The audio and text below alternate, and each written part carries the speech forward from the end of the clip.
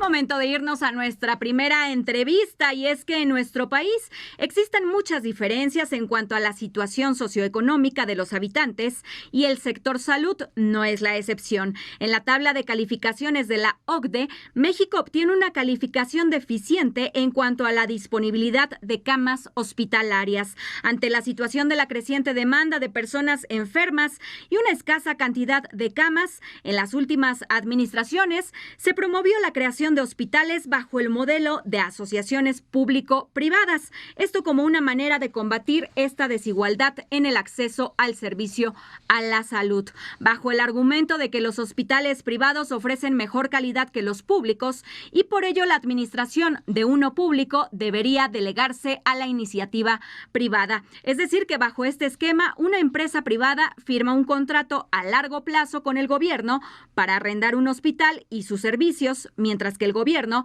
aporta al personal y paga una cantidad mensual, utilice o no estas instalaciones. Para explicarnos mejor del tema, le doy la bienvenida al doctor Juan Manuel Lira, quien es extitular del Instituto Mexicano del Seguro Social y doctor en Gobernabilidad y Gestión Pública. Buenas tardes, doctor, bienvenido.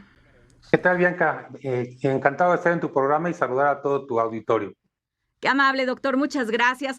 Bueno, pues empecemos, por favor. ¿Son realmente la solución a este problema de salud que tenemos en México? Cuéntenos, por favor. Como bien lo dijiste en tu introducción, no pudiste haberlo expresado mejor. Fueron unos modelos que heredamos de la administración pasada. Y digo heredamos porque, como bien me presenta, yo desde el inicio de esta administración estuve encargado de la atención médica de todo el IMSS en toda la República y nos heredaron estos hospitales. En el caso del IMSS nos heredaron dos. En un inicio eran cuatro, pero afortunadamente logramos suspender dos cuando el presidente nos dio la instrucción. Y hoy el presidente lo vuelve a sacar en sus conferencias mañaneras, que son hospitales que, como tú bien dices, están en un esquema como de renta para que el auditorio lo entienda. El privado, que es una empresa privada, presta al hospital con todos sus servicios, como es quirófano, rayos X, laboratorio, da todos los insumos, etcétera. Y el Estado o el gobierno pone al personal médico, de enfermería, paramédico para dar la atención médica. De entrada parecería que es un modelo más o menos bueno, pero sin embargo, como bien ha dicho el presidente, se ha dado cuenta y nos dimos cuenta desde un principio que son contratos muy desventajosos para el Estado, ya que, como bien dice el presidente, son buenos negocios para los empresarios, pero malos negocios para los mexicanos. ¿Y por qué yo también sostengo esto? Porque son contratos que se hacen a largo tiempo, se hacen habitualmente a 25 años. Y en estos 25 años el Estado se debe a estas empresas privadas, que son 9, te digo, en México, 2 del IMSS, 4 de ISSSTE y el resto de la Secretaría de Salud. En su conjunto, esos 9 hospitales se debe en esos 25 años 98,000 millones de pesos. 98,000 millones es una cantidad muy importante y se tiene que pagar de forma anual en los 9, en su conjunto, más o menos como 5,600 millones de pesos. Esto, como te digo, se use o no se use el hospital. Entonces, son condiciones desventajosas porque estos hospitales desde su inicio no se han utilizado al 100%. En los mejores de los casos, se utilizan el 70-80% cuando fue la pandemia y sin embargo tenemos todavía hay un problema de camas que no se ocupan con los pacientes que necesitan atención médica. Y esto es porque al privado no le conviene tenerlo al 100% porque obviamente gasta más. Entre menos ocupado lo tenga, gasta cosas, la propuesta está de que el Estado compre estos hospitales. Porque a la larga resulta también muy complicado tener estos esquemas y desventajosos, porque para que el auditorio tenga una idea, un hospital como por ejemplo el de Tapachula, Chiapas, que es del IMSS, que está en esta asociación público-privada, más o menos si lo consideramos que el gobierno lo construyera y lo equipara, costaría un hospital como de este tipo de 180 camas como 2,000 millones de pesos. Si nosotros vemos que este hospital se está pagando como 600 millones de pesos al año, entonces con 2 años de renta, 1,000 millones de pesos construía el hospital, el gobierno y fuera un hospital propio. Al cabo de los contratos podría construir 8 hospitales nada más si tomamos en cuenta este hospital de Tapachula, Chiapas. Entonces, como ves, el déficit de camas es muy importante, el déficit de Claro. camas, como bien mencionaste, es muy importante. Entonces, yo creo que no son la solución adecuada si lo vemos desde el punto de vista que estamos platicando, Bianca. Claro, Juan Manuel, entiendo que en esta situación del número de camas que faltan en el sureste son menos camas. ¿Por qué? Entiendo que son los estados de Guerrero, Chiapas, Hidalgo, Oaxaca, incluso algunos del centro, Tlaxcala y el Estado de México. ¿Por qué se da esta situación? Sí, desgraciadamente México durante los últimos años no ha crecido el número de camas. A nivel nacional tenemos un porcentaje de 0,7 camas por cada 1,000 habitantes. Ese es un número muy bajo. Para que sea una idea, el promedio de la OCDE está entre 4.8 y la OMS recomienda 8 camas por cada 1,000 habitantes. En México tenemos ni 0.7.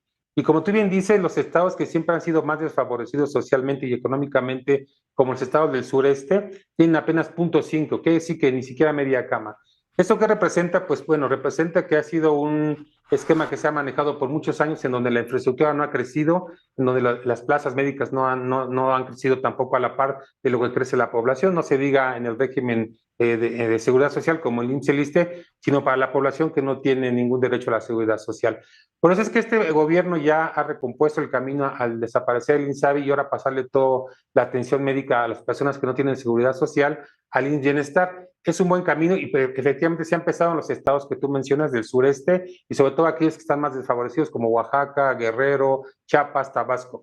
El programa es para todo el país, pero se está poniendo mucho más énfasis en estos lugares donde el número de camas y el personal médico es más bajo. ¿Por qué? Porque ahí se encuentra la población, como te digo, que ha sido desfavorecida socialmente por muchos años y es la principal foco que ha puesto el presidente bajo el eslogan de por el bien de todos, primero los pobres. Y por el bien de todos en la salud también es primero los pobres, aunque el programa abarca toda la población mexicana, se tiene que empezar por aquellos estados donde tenemos un déficit más grande de camas, que son estos. Se han hecho importantes inversiones en presupuesto ya a partir de este año a través del Bienestar.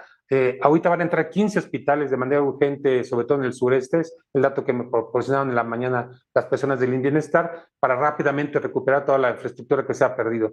No hemos de olvidar también para el auditorio que al inicio de esta administración se recibieron 400 hospitales, Bianca, y público, que estaban completamente desmantelados o abandonados, incluyendo hospitales grandes y centros de salud.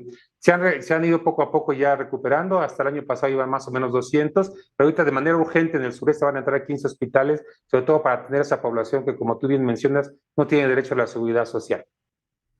Claro, Juan Manuel, ¿cuánto es que se paga de renta anual por cada uno de estos hospitales? Un dato pues muy interesante.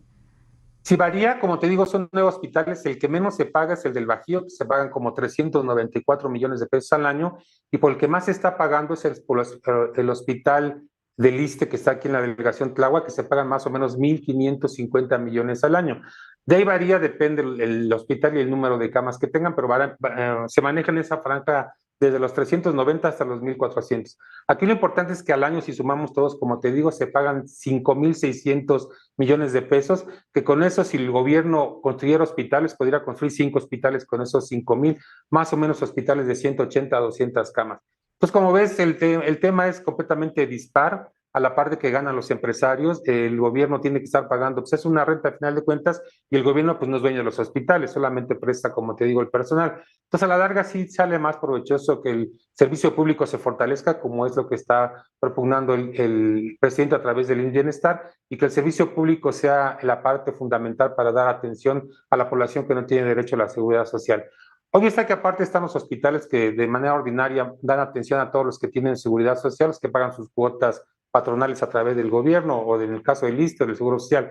Esa es una parte diferente a estos hospitales porque en ese sentido las personas que tienen seguridad social pueden estar seguras que se va a seguir dando la atención. Hay muchos retos por delante, por supuesto, pero se va trabajando poco a poco.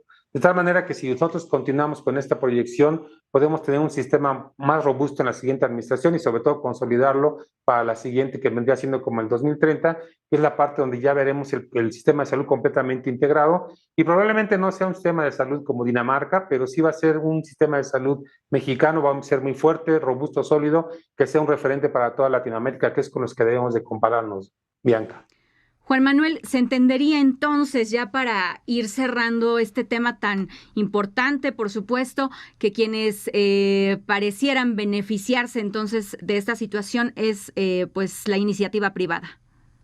Sí, es correcto, aunque también hay que ser ciertos de que no estamos peleados nadie con la iniciativa privada, sobre todo cuando son contratos que son ventajosos para ambos, para ambas partes. Así debe ser un contrato. Es como un matrimonio, debe ser compartido y debe ser responsabilidad para los dos. Sin embargo, estos contratos que nos dejaron de las administraciones pasadas sí son desventajosos.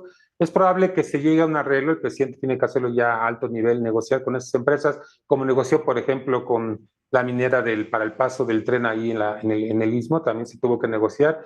La negociación siempre es importante más que la autocracia, eso digo yo. y obviamente se negocia y las condiciones se mejoran y los costos se abaratan y sobre todo, como te digo, lo más importante, que se utilice el hospital y que esté ocupado al 95%, 100% y no que se encuentre en números muy bajos porque al final de cuentas, como te repito, se usa o no se usa el hospital, se tiene que pagar. Entonces yo creo que una buena negociación sería ver los contratos, revisarlos y llegar a un acuerdo entre ambas partes. Si no es así, pues la solución va a ser un poco más drástica, que sería comprarlos, que sería una buena inversión a final de cuentas para el gobierno, pero siempre hay que estar de acuerdo con la iniciativa privada, que somos un modelo que tiene que participar a final de cuentas, pero siempre la rectoría del Estado debe estar sobre la iniciativa privada, Bianca.